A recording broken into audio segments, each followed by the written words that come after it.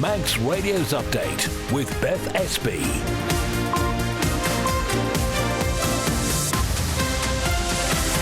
Well, first, my good evening. It's Friday. Welcome to the final update of the week, your roundup of what's been happening on the Isle of Man news-wise. Coming up before 5:30, we're going to hear about the results of that consultation into how care for older people on the Isle of Man should be paid for. We will have some more advice about how you can hopefully avoid some of those germs and bugs doing the rounds at the moment. And you know, we love a good news story here at Manx Radio, and it does not get much better than the one we'll share with you a little later.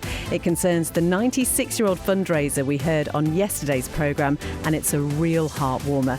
We'll also keep an eye on the traffic and travel and the weather as well, and you're welcome to get in touch. You can text 166 177. First, let's join Lewis for a roundup of today's main news headlines. Faster my, Lewis. Faster my. A middle MHK who wanted government to urgently re-look at the Isle of Man's net zero targets and budgets says Tynwald is living in a bubble. Don't think for a second that the general public all agree with net zero. Stu Peters was unsuccessful this week in getting his political colleagues to reassess how much is being spent.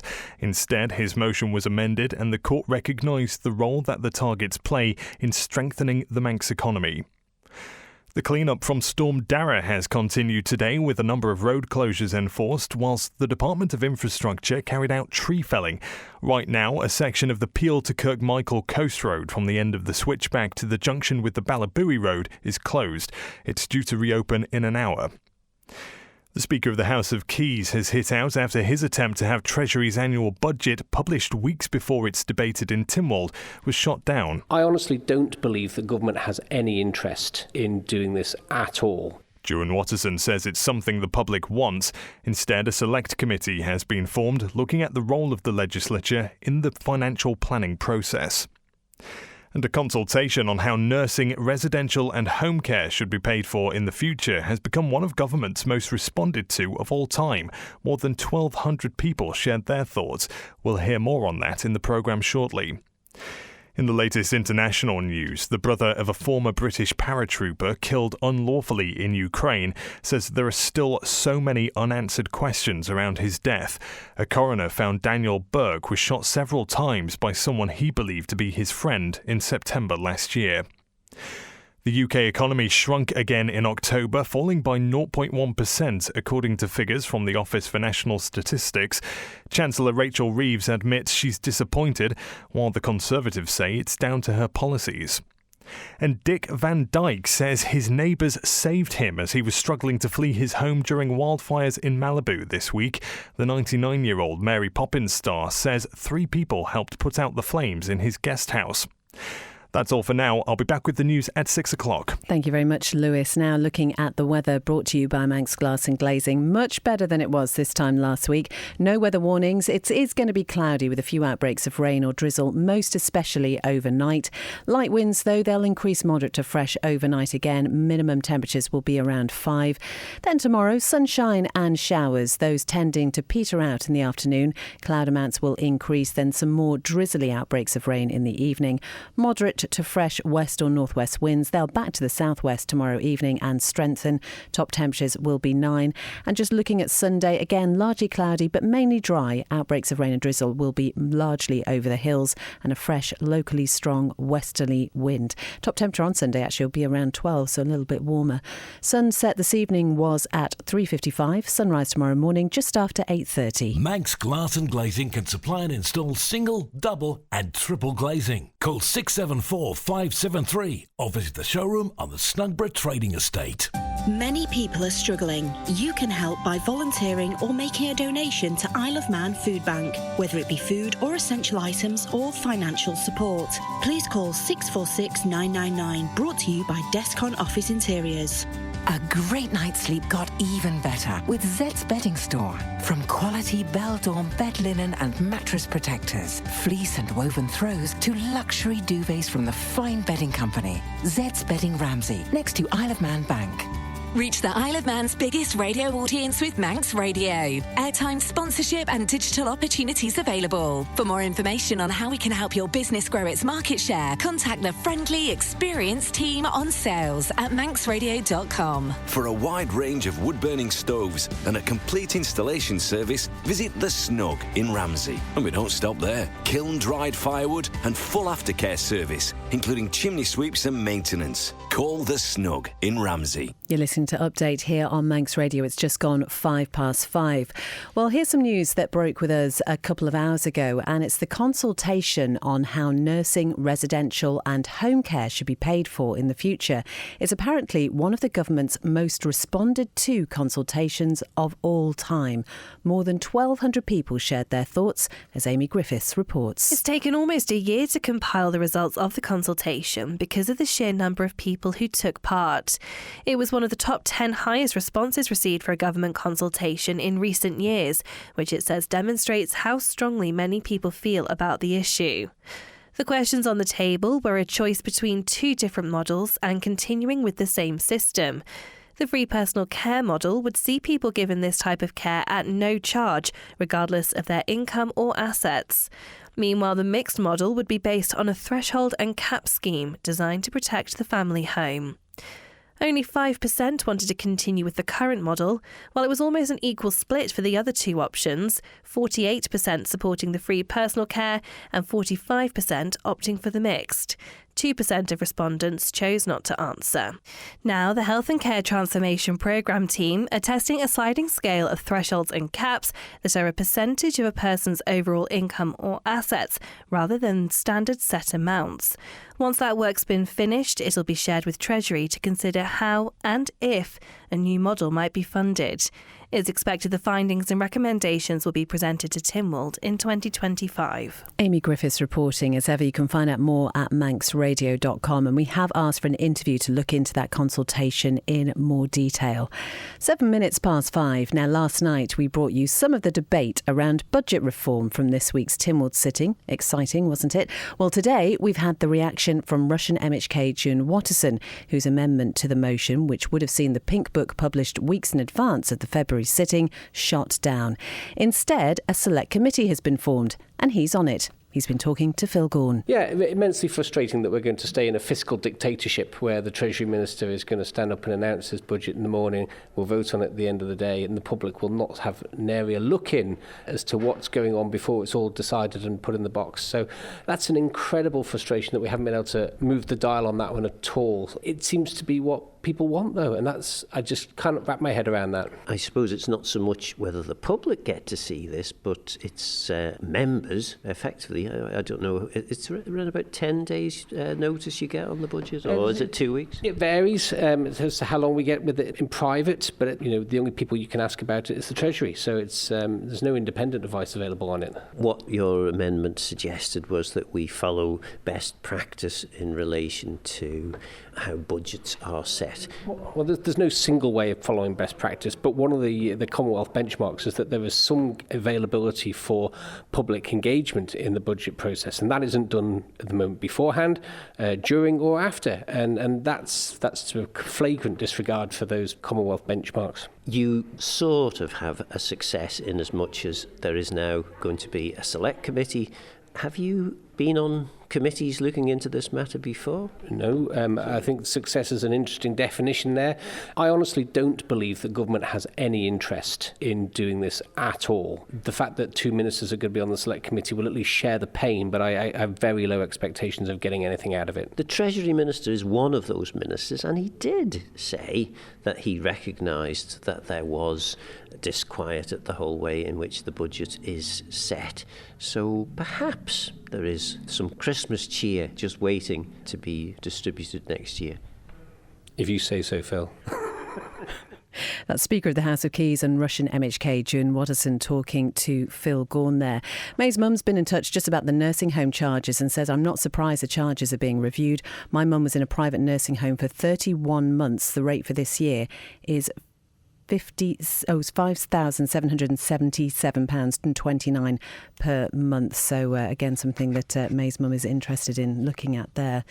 It is coming up to 5:10. Now, you may have heard in our news bulletins over the past few days that hospitals in England are being hit by a tidal wave of flu. The number of patients in hospital beds with the illness increased by 70% in a week. Well, Public Health Isle of Man says it's not currently seeing a similar rise in cases of seasonal illness here, but Deputy Director Dr. Ross Keat has this advice to help you keep away from the nastier of the bugs. The stuff that we can all do to just reduce our risk of infection. So I talk about respiratory etiquette quite a lot. So if you're coughing and sneezing, maybe sneeze into a tissue or a hanky, or if you've got nothing to hand, into the crook of your arm. Important to wash your hands regularly. So, of course, if you're handling food or you've been to the bathroom, but any other time as well, just for 20 seconds. And I'm sure you all remember over COVID singing Happy Birthday a couple of times whilst you did that to make sure you wash your hands for the right period of time. So there's always scope to be doing that.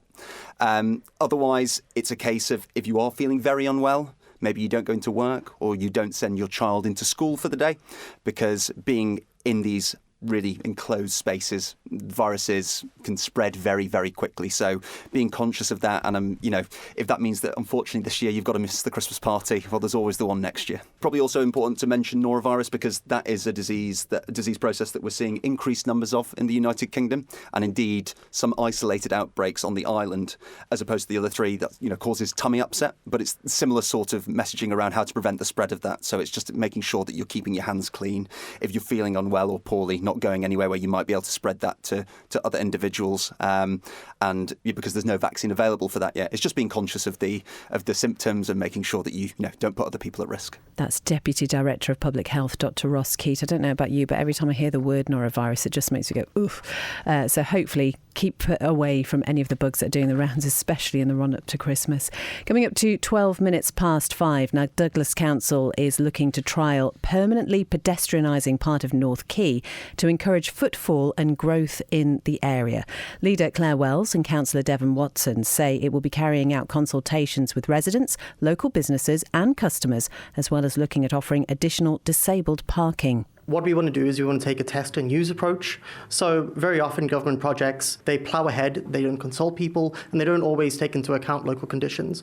So what we want to do is we want to engage in extensive consultation with the businesses, and extensive consultation with the users of these businesses, and integrate this into the plans that we have going forward for the city, and try things out, experiment, see what works and see what doesn't. There's no point going ahead with something that is partially thought out, and there's no point in ploughing ahead with plans that don't. And I think it's worth taking opportunities as they arise. So yes, this will happen. Will it be cautious? Yes. And ultimately, we're here to support the businesses and the people that work and live in Douglas. And if we're able to do that in a way that is organic, that people can either use whatever mode of transport they can, but also safely walk around the city, then that's what we should be doing. With regards to the North Quay, we have had road closures there and they've worked really well. They've had some amazing events down there. So what we want to do is expand on that, and we want to see how we can do it better for the community, but also for the businesses that are down there, so they can also start investing in the area around them. Because ultimately, if you have road that's open, sometimes closed, some other times, not only is that difficult for the public to understand when that's going to happen, but it's also something that then the businesses don't want to invest in because they have to be able to move whatever it is they're investing. So the next step in what we've been doing now is really to look at closing it off permanently so that the businesses there can invest in what they have. We have to be conscious of the fact that there are other businesses down there that are reliant on people driving to where they need to go. There's obviously a church down there, and we are conscious of that, and those are things that we're going to be looking into. But this is really the next step in our ambition to make it a car-free area. Douglas City Council Leader Claire Wells and Councillor Devon Watson. Well, the owner of a bar on North Quay says their plans to pedestrianise it have been really good for the traders. Drew Fleming runs Kiki's and says it's an opinion a number of the businesses in the area share. Absolutely. I mean, given Douglas doesn't really have like an organic town centre of touch, I think it's a really nice focal point for Douglas as a city, and it's something that we've been campaigning for alongside the other hospitality businesses on the quay this year. And obviously the events we did over the summer as well. So I think, 100%, I think I speak for probably most hospitality businesses on the quay when we say we're definitely for it. And how do you find it worked over summer? Obviously, that might be a little bit different to a winter closure, but how do you feel like that worked? Over summer, it was fantastic. I mean, we didn't get as much sunshine this year as we'd have wanted to. But, when the sun was out, and even when the sun doesn't have to be out for us Manxies to enjoy the summer, it was really, really good. And what I really particularly enjoyed was the collaboration between businesses and between Douglas City Council as well. Ollie and Chris, the guys there, have been fantastic in facilitating and just getting everything off the ground. It's been really good. That is Drew Fleming. Manx Radio Travel, driven by Quayside Tyres and Service Centre. So we're not aware of anything on the road specifically this evening. Do take care in the west of the island. There were some road closures earlier, so the DOI could clear some of the debris from the storm last weekend. The big thing this afternoon has been down at the airport. There have been ongoing technical issues with one of the flights. There was no incident. Everyone was safe, but there is a little bit of a delay on that Lanzarote flight heading out this afternoon. Down at the steam packet, though, all okay today. The Manxman due in around now and will leave again for Heysham at 7:15. Quayside Tyres and Service Centre with 1 year's free engine warranty from Castrol. Get more with Quayside. It's just gone 5:15. Now, on yesterday's programme, we told you about 96-year-old Vincent Watkins, who's been walking to each of the island's lighthouses and harbour lights, all in aid of the Queen's Pier Restoration Trust. Now, he told us why he chose that charity. I can't understand how we don't get money, It's amazing, for volunteers and so forth, isn't it? And no money, And I think they do a grand job, but, well, that's all it is. They said about setting up a challenge. I couldn't have done it without them, because they tell me where to go, they do the photographs, and they drive.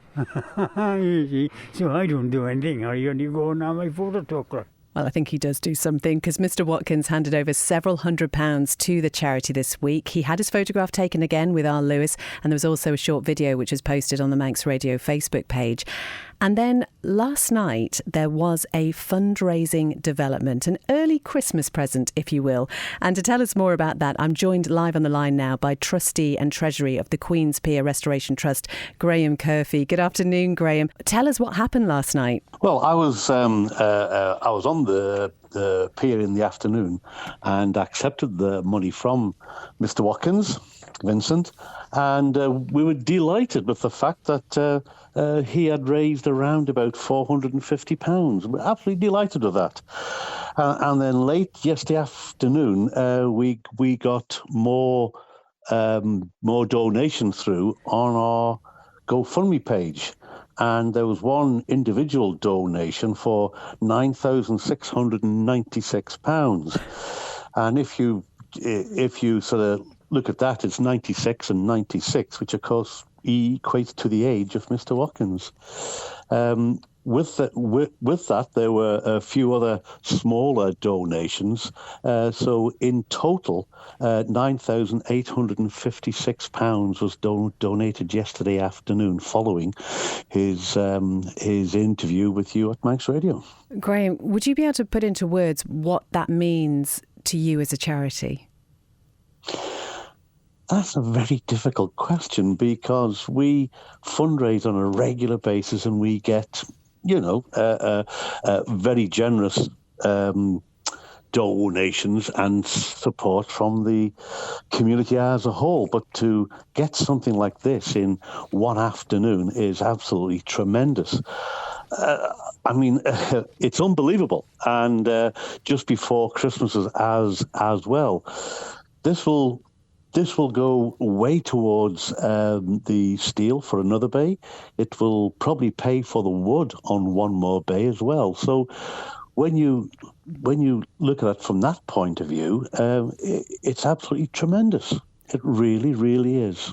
And Graham, we cannot thank him enough. We really can't. What was Mr. Watkins's reaction to this when he found out? Well, I've spoke to his sisters, one sister in particular, Maggie, and she is absolutely over the moon. And I think she was passing on to me with those sentiments, those of her father as well. Absolutely delighted. And he couldn't believe that this much could be, raised following his example. And in terms of that particular donation, that £9,696, I mean, there's no doubt who that was for, being the age of 96. Is there any indication, have you got any idea who that might have been? No, it's an anonymous donation on the GoFundMe page. So, we cannot see who it was, and I can only assume the person that donated that just wishes to remain anonymous.